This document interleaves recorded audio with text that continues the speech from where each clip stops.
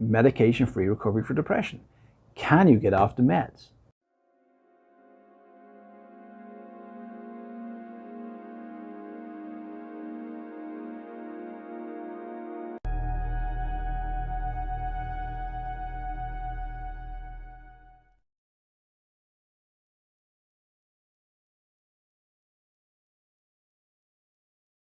Lots of people are in depression. What to do about it?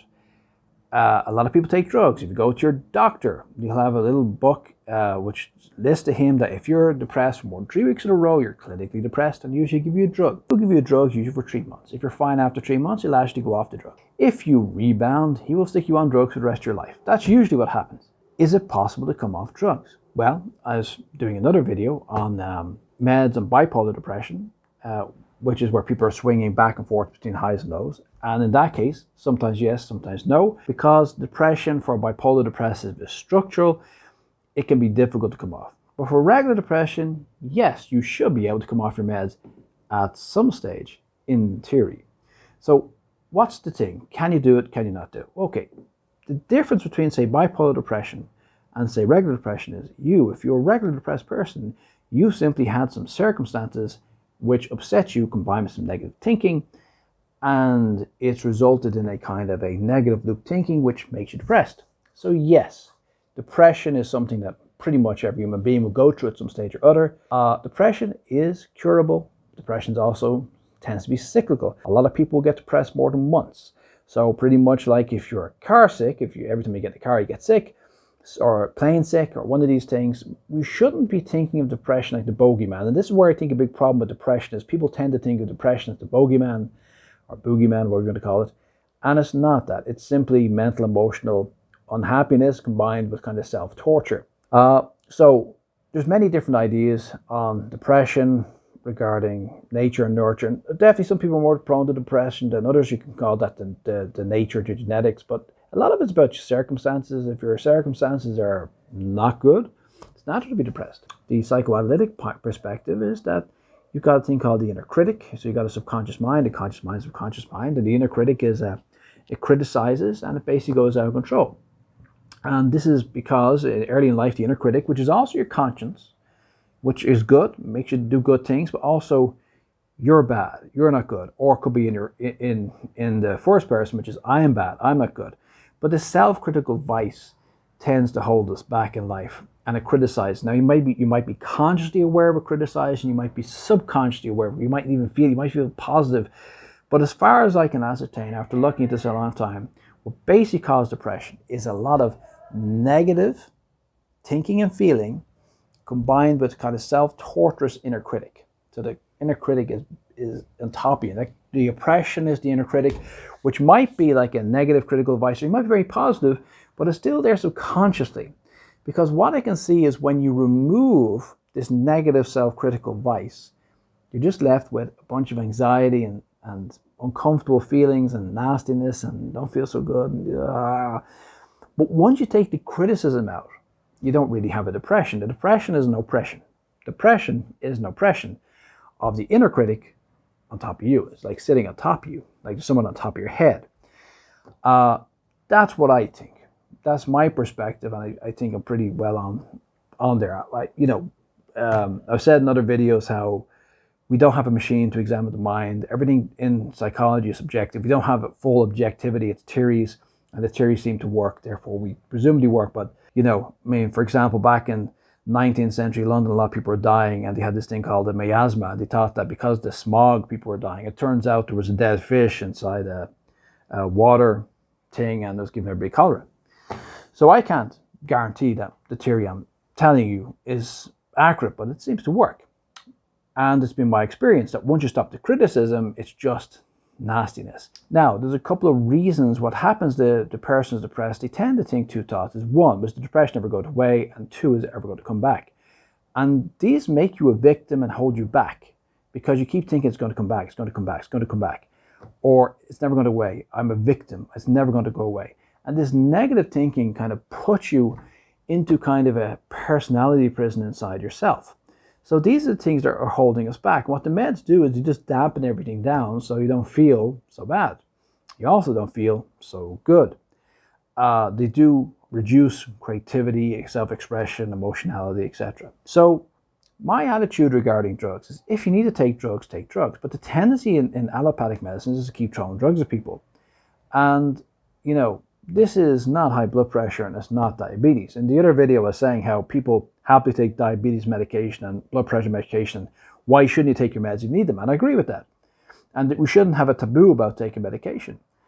But the same token is somebody who's diabetic has, usually if they're type 2 diabetes, they have a insulin sensitivity problem. So they got an actual biological problem in the body. And people with high blood pressure, although it's reckoned that unless you got a structural problem with your arteries and so on, most high blood pressure is really caused by, you know, stress. But the stress, it's definitely thrown some mechanisms out. The blood pressure is rising. It's physiologically rising. Now, it might be a mental, emotional element messing with internal biological mechanisms, but it's physical. So these are real physical ailments, but depression is simply feeling bad and thinking bad.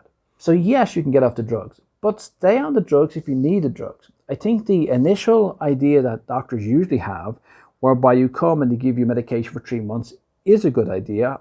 If there's two things. Number one, when you come back off the drugs, you should just, you know, come down over a few weeks. Don't go cold turkey, otherwise you get a rebound. The second thing is that the idea of that is that you're in a negative loop, and without 3 months of feeling better, you'll probably break the loop.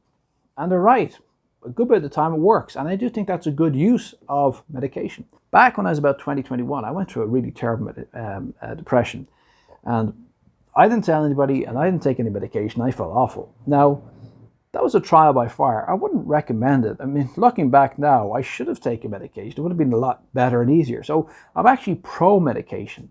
What I'm anti is just dumping people on the same old drugs for 30 or 40 years and saying, there you go. Or worse still, just adding more and more and more and more drugs. And I'll give you an example. We used to go to a neurologist for my father. My father had depression, by the way, and used to take drugs all the time. But also later in life, you get Parkinson's. And you have so many drugs for the Parkinson's and other things. And we got to a stage, we went into the doctor one stage because the guy's having so many side effects. He's on something like 17 or 18 or 19 drugs. Now, some of them were things like depressants. Some of them were Parkinson's disease. Some of them were for other health conditions. But the point was, every year or two, a doctor would add another drug. And eventually we ended up something like 19. We were able to pare them down to 5 or 6. So needless to say, if you're on 19 drugs, each drug is impacting each other drug and causing all sorts of side effects. So there's just two things again, just leaving people on drugs for a long time for the hell of it, and then just adding endless drugs with no proper treatment program. Also, you need to cycle drugs because they tend to be ineffective. Like, even if you have to take an antidepressant, you're probably better with antidepressant A and antidepressant B, and when A stops working, then move to B, and then when B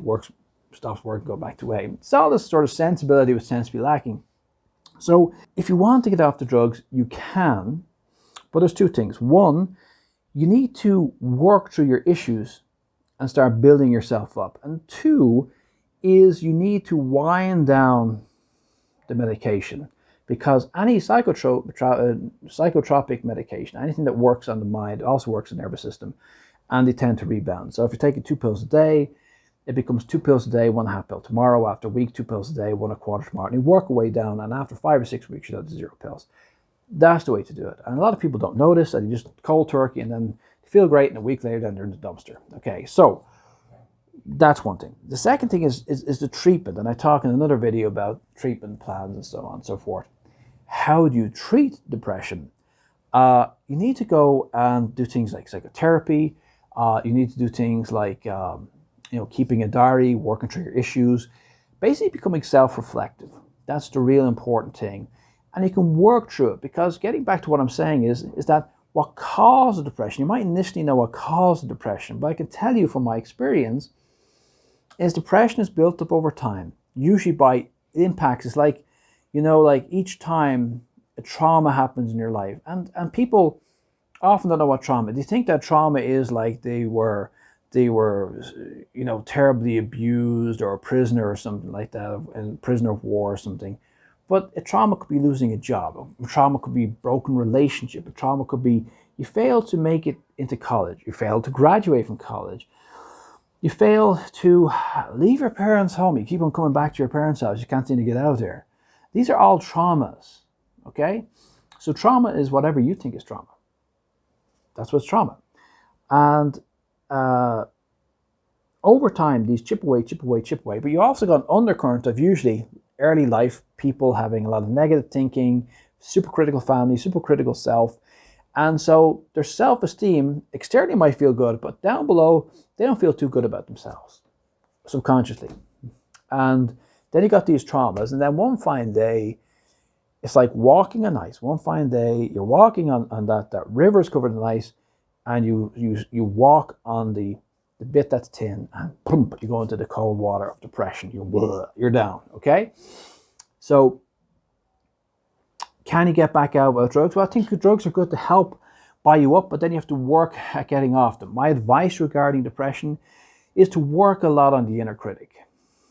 You know, things like positive suggestion, reading good books, learning about yourself, self-reflectivity, bit of psychotherapy, etc.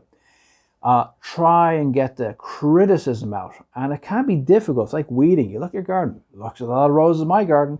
But when you go deep in, that's when you see the weeds. And you have to weed the weeds out. We have to take the weeds out. The weeds are these critical thoughts, these negative thoughts. These are the weeds that are holding you back. And you might not be conscious of them. They might be in your subconscious mind. So we have to work. And how long it takes to get rid of that critical thing, it can take time, weeks, months, sometimes years, but working away at it and then just dealing with those feelings and thoughts, negative thoughts and feelings without the judgment. That's okay to feel shitty. It's okay to not feel good. It's okay to be sad. And all these things with no judgment. And without this fear, this thing of, is it going to come back or is it never going to go away? With all these negative thoughts holding you back.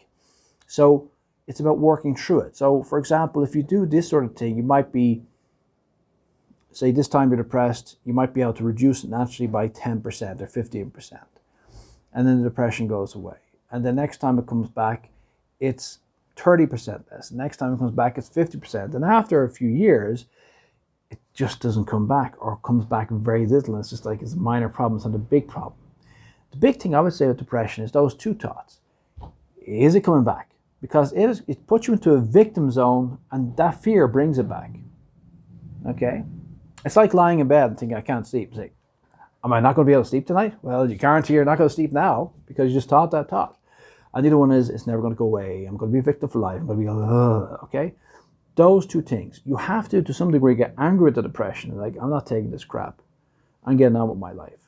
And still take the drugs, but then reduce the drugs over time when you feel stronger. So first of all, work on making yourself feel stronger by working through your issues, learning about yourself, like I said in the other video, learning about your depression, letting go of the inner criticism, and letting go of these two thoughts.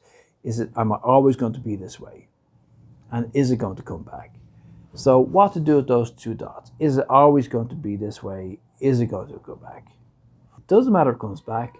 It doesn't matter if it's always going to be here. It's just a thought. I didn't break my leg, okay? I'm not into multi-organ failure, hopefully not, besides something else, but I'm just going to get on with things. And that is the best strength, is give up the victimhood and then progress. And can you do reduce medication after you start feeling stronger, and then reduce, and maybe next time you get depressed, 2 pills a day, you only take 1 pill a day, etc. So over time you can. Some people can get rid of drugs very quickly, although don't cold turkey it, reduce over a few weeks. And some people might take longer. And if some of you guys have to take the drugs for life, it's okay. It's not the end. But you can always reduce the amount of drugs, and if you're having a lot of side effects, maybe change the drugs. Like I said in the other video on bipolar depression, it's treatment more than not taking drugs. Okay, it's about treatment first, all right?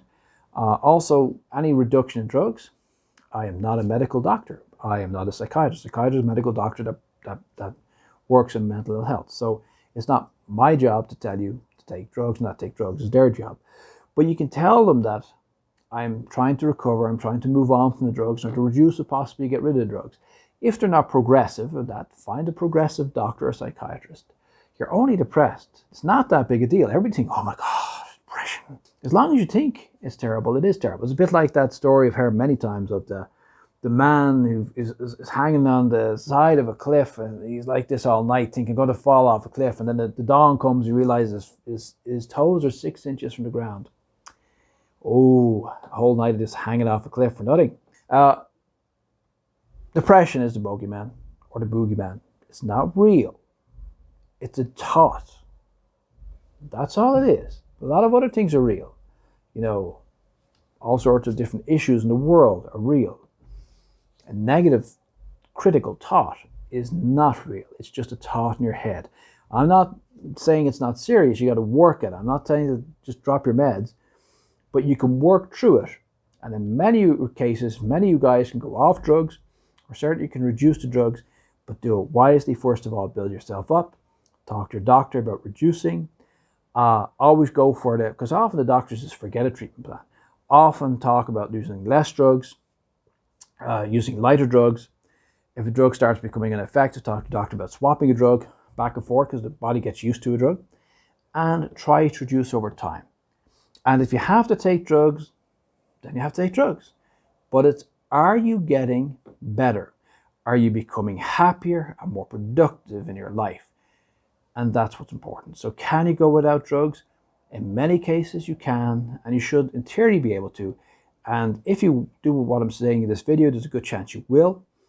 But I can't guarantee it. It's not cookie cutter stuff. Too many people making videos on YouTube where they guarantee all sorts of amazing things. It's not like that. It's the treatment first, which is, are you feeling better with or without drugs? You know? So that's what it is. So many people take drugs and they're fine. It doesn't have to be that big a deal. But the major thing is, are you getting happier, more productive in your life? And to be honest with you, unless there's terrible things happening in your life, and sometimes there are terrible things, unless terrible things happen in your life, in general, you should be getting happier as you get older. Believe it or not, if you're maturing and integrating your experiences, you should be getting happier, more productive as you get older, unless there's terrible things happening, like all sorts, which does happen, I understand. So that's basically it. Can you go with meds? More often than not you can, if you're careful about it and take responsibility for your healing. Okay? Don't just take a drug and say, I'm stuck on drugs.